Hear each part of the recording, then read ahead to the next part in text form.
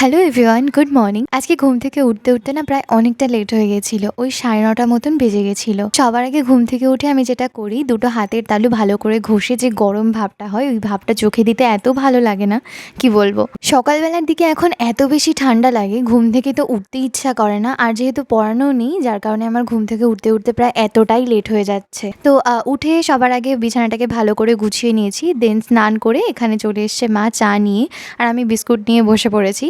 চা বিস্কুট খেয়ে আজকে আমি আর মা একটু গেছিলাম একটা কাকিমার বাড়িতে ব্লাউজ বানাতে দিতে। যেহেতু আমাদের সামনে অনুষ্ঠান রয়েছে, তার কারণে একটা ব্লাউজ বানাতে দেওয়ার ছিল। কিন্তু এসে দেখলাম কাকিমা বাড়িতেই নেই, কি আর করা যাবে। তো বাড়িতে এসে আমি করে নিয়েছিলাম ব্রেকফাস্ট, ছিল রুটি আর বাঁধাকপি। আর এদিকে মা দিয়ে নিচ্ছে পুজো। দেখো, এক হাতে শঙ্খ, ঘন্টা আর কাসর, ওই তিনটে মা একসাথেই বাজাতে পারে। মাল্টি ট্যালেন্টেড মা আমার। সন্ধ্যেবেলার দিকে রেডি হয়ে চলে এসেছিলাম রিহার্সালে। আমাদের অনুষ্ঠানের ব্লগ তোমরা কে কে দেখতে চাও নিচে কমেন্ট করে অবশ্যই জানিও। ওকে, বাই।